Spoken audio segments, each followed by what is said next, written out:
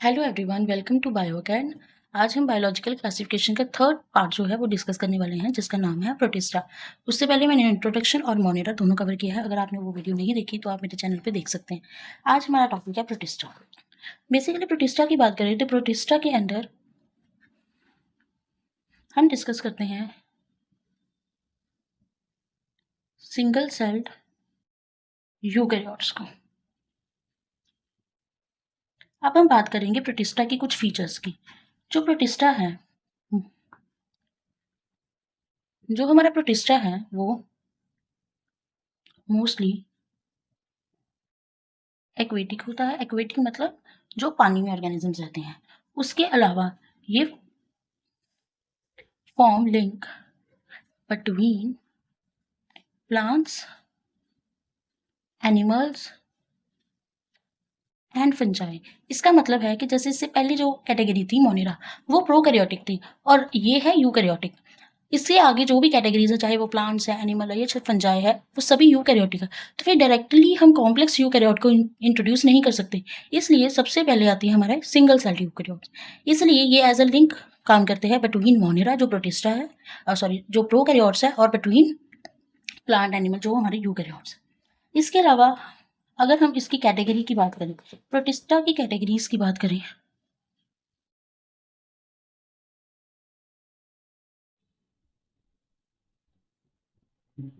Protista की 5 categories हैं।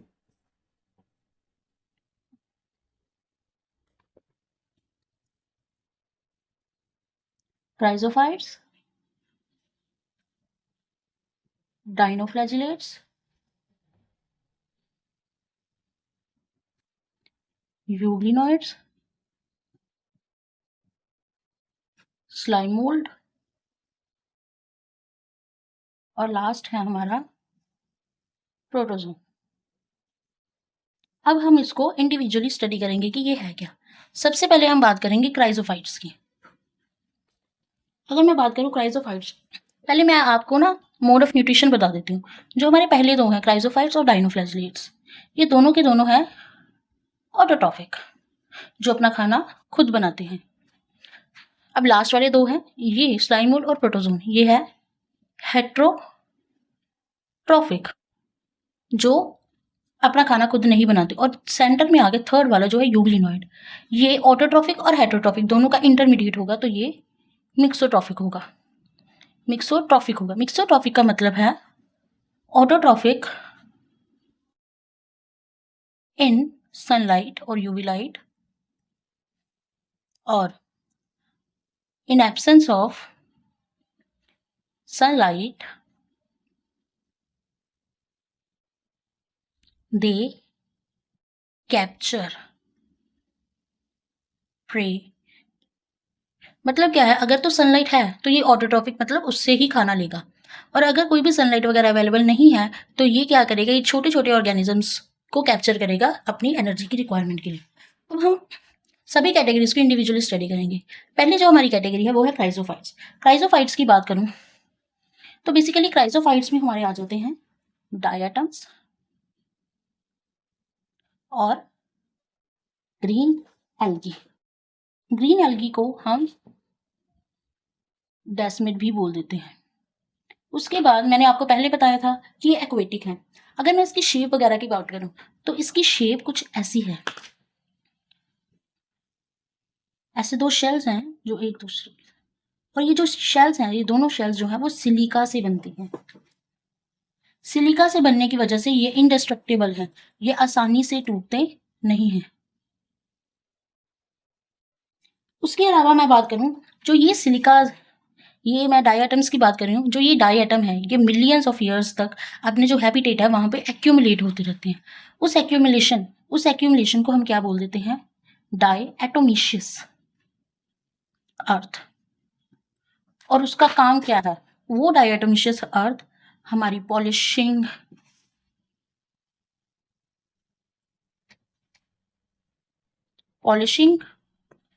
Filtration of oil, syrups, ये काम भी आते हैं, और भी इसके काफी सारे काम हैं।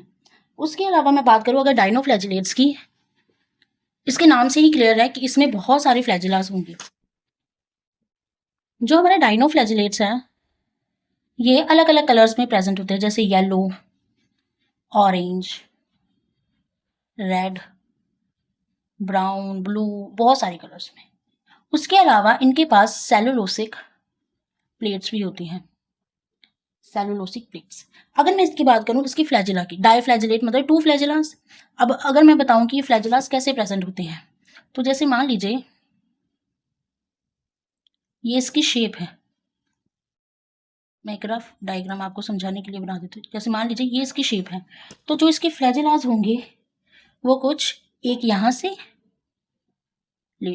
और एक ऐसे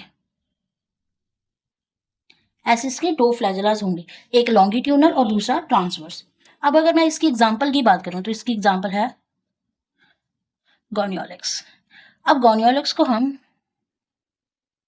रेड डाइनोफ्लैजिलेट भी बोल देते हैं, रेड डाइनोफ्लैजिलेट क्यों बोल देते हैं? बेसिकली ये क्या करता है, ये अपने हैबिटेट में इतनी वास्ट, इतनी ज़्यादा जल्दी मल्टीप्लाई करता है, और हमारे जो जितना भी इसका हैबिटेट होगा, जो भी ओशन वगैरह जिसमें भी ये प्रेजेंट होता है, वो सब रेड कलर में हो जाता है, जिसकी वजह से उस पानी को हम रेड टाइड्स के नाम पे भी बोल देते हैं। अब जो ये रेड टाइड्स हैं ये क्या करते हैं, रिलीज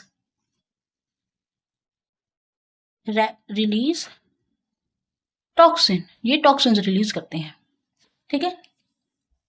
अब बात आ गई हमारी यूग्लिनॉइड्स की। मैंने आपको पहले ही बता दिया कि जो यूग्लिनॉइड्स है ये मिक्सोट्रॉफिक इन नेचर है, और ये बेसिकली स्टैग्नेंट वाटर मतलब जो खड़ा हुआ पानी होता है वहाँ पे, जैसे पोन्स वगैरह होते हैं वहाँ पे प्रेजेंट होता है। इसके पास सेल वॉल की जगह पे एक प्रोटीन रिच लेयर होती है जिसे हम पेलिकल बोलते हैं। क्या बोलते हैं? पेलिकल, जो इसे फ्लेक्सिबिलिटी देती है। ये बेसिकली इस पेलिकल का काम है फ्लेक्सिबिलिटी देना। अब बात आ गई इसके फ्लैजिलेट्स। इसके पास भी 2 ही फ्लैजिलेट्स होते हैं, फ्लैजिला होते हैं, 2 फ्लैजिला होते हैं, फ्लैजिलेट, 1 शॉर्ट 1 लॉन्ग। उसके अलावा इसके जो पिगमेंट्स होते हैं यूग्लिनॉइड्स के केस में वो हायर प्लांट्स जैसे होते हैं, सिमिलर टू हायर प्लांट्स, जैसे क्लोरोफिल वगैरह हो गया, हायर प्लांट्स। अगर इसकी एग्जाम्पल की बात करूं तो इसकी एग्जाम्पल है यूग्लिना। इसकी जो पिक्चर है वो भी हमारी एनसीईआरटी में गिवन है। इससे बाद हम बात करेंगे स्लाइम मोल्ड की। स्लाइम मोल्ड की मैंने पहले बताया था कि ये हेट्रोट्रॉफिक है। तो ये स्लाइम मोल्ड क्या करता है, ये अपना न्यूट्रिशन डेड डिके मैटर से लेता है। अब ये क्या करता है, ओशियंस में बहुत बड़ी बड़ी एग्रीगेशन अपनी एग्रीगेशन मतलब बोल सकते हैं ग्रुप्स बना लेते हैं, बहुत सारी इसकी चेन लाइक स्ट्रक्चर्स बन जाती है, जिसे हम प्लाज्मोडियम का नाम देते हैं, प्लाज्मोडियम। और ये प्लाज्मोडियम स्प्रेड हो जाते हैं टू सेवरल फीड्स, ठीक है। जब भी अनफेवरेबल कंडीशंस होती हैं, अनफेवरेबल कंडीशन में जो ये प्लाज्मोडियम है ये फ्रूटिंग बॉडीज बनाता है, फॉर्म फ्रूटिंग बॉडीज। और इन फ्रूटिंग बॉडीज के ऊपर जैसे ये है, इसके ऊपर एक फ्रूटिंग बॉडी लाइक दिस। अब इन फ्रूटिंग बॉडीज के ऊपर स्पोर्स प्रेजेंट होते हैं, स्पोर्स। जो ये स्पोर्स हैं इनकी वॉल्स जो है वो ट्रू वॉल्स होती हैं। ये क्वेश्चन बहुत बार एग्जाम्स में आया, तो आप इसका ध्यान रखना है कि इसके पास ट्रू वॉल्स होती हैं, जो प्लाज्मोडियम के स्पोर्स बनते हैं उनके पास। अब इसका डिस्पर्जन का तरीका अगर हम बात करें, डिस्पर्स कैसे होता है, तो ये जो स्पोर्स हैं ये वाया एयर करंट, पानी में होने के बावजूद भी ये हवा के हेल्प से स्प्रेड होते हैं। अब मैं बात करूंगी प्रोटोजोन की। अगर मैं प्रोटोजोन, मैंने आपको पहले ही बताया था कि प्रोटोजोन जो है वो हेट्रोट्रॉफिक इन नेचर होता है। अब बात आएगी इसके अलग फीचर्स की। तो जो प्रोटोजोन है, प्रोटोजोन हमारा प्रिमिटिव रिलेटिव ऑफ एनिमल्स। ये एनिमल्स का काफ़ी प्रिमिटिव मतलब काफ़ी पुराना, मतलब काफ़ी टाइम से जो है ये हमारे एटमॉस्फेयर में, हमारे बायोस्फीयर में जो है ये एग्जिस्ट कर रहा है। अब इसकी कैटेगरीज की बात होगी तो प्रोटोजोन को भी हम 4 कैटेगरीज में डिस्ट्रीब्यूट करते हैं। कौन कौन सी कैटेगरीज है?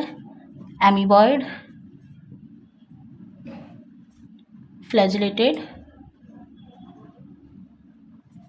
सीलिएटेड और स्पोरोजोन। अब इंडिविजुअली जैसे मैंने आपको प्रोटिस्टा की कैटेगरी को अलग अलग डिस्ट्रीब्यूट किया था, एक्सप्लेन किया था, वैसे करेंगे। पहले हम बात करेंगे एमीबॉइड की। अगर हम बात करें एमीबॉइड की तो एमीबॉइड का जो फंक्शंस है वो बिल्कुल एमीबा के जैसे होता है। ये क्या करता है? Capture prey by pseudopodia. अब आपको एमीबा के केस में तो पता ही होगा कि स्यूडोपोडिया क्या होता है। Pseudopodia are the false feeds. ये उन फॉल्स फीड की हेल्प से अपने जो प्रे है उसको कैप्चर करता है। उसके अलावा they have silica shell on surface, जिसकी वजह से आपको मैंने पहले भी बताया था कि सिलिका की वजह से जो वॉल्स वगैरह हैं, जो शेल्स हैं, वो इनडेस्ट्रक्टिबल हो जाते हैं। अगर मैं इसकी एग्जांपल की बात करूं तो इसकी एग्जांपल है एंड अमीबा हिस्टोलिटिका। ठीक है, अब बात होगी दूसरे केस की जो है फ्लैजिलेटेड प्रोटोजोन की बात करें तो फ्लैजिलेटेड, पहली बात कि इसके पास ये मल्टी फ्लैजिलेटेड, बहुत सारे फ्लैजिलास होते हैं इसके पास। उसके अलावा ये मोस्टली पैरासिटिक होता है। पैरासिटिक का मतलब है पैरासिटिक इन नेचर, मतलब ये दूसरे ऑर्गेनिजम्स के ऊपर स्टे करता है और उनको हार्म पहुंचाता है। इसकी एग्जांपल की बात करें तो इसकी एग्जांपल है ट्राइपैनोसोमा, जिसको हम स्लीपिंग सिकनेस भी बोलते हैं, मतलब इट कॉजेज स्लीपिंग सिकनेस। ठीक है, थर्ड कैटेगरी है हमारी सीलिएटेड। बेसिकली सीलिएटेड में क्या है, बहुत सारे सीलियास होते हैं, multiple cilias present. Cilia coordinated to feed the organism. ये क्या करते हैं, सीलियास के बिटवीन बहुत कोऑर्डिनेटेड मूवमेंट होती है, जिसकी वजह से ये जैसे इनकी बॉडी के ऊपर कोई भी फूड पार्टिकल, जैसे ये एग्जांपल के तौर पे मगर ड्रॉ करके बताऊं तो जैसे ये इनकी बॉडी है, इसके ऊपर बहुत सारे सीलियास लगे हैं and there is a point called as gullet. In ciliated protozoan gullet को हम एज माउथ बोल सकते हैं, गलेट। तो जैसे एग्जांपल के तौर पे यहाँ पे कोई फूड पार्टिकल है यहाँ पे, तो ये क्या करेगा, ऐसे मूव करता ये सीलियास की हेल्प से ये मूव करता सीधा अंदर गलट में। अगर गलट मीन्स माउथ मतलब क्या है, ये जो सीलियास हैं ये ऑर्गेनिजम्स को फीड कराने में मदद करते हैं। इसकी मैं अगर एग्जांपल की बात करूँ सीलिएटेड प्रोटोजोन की, तो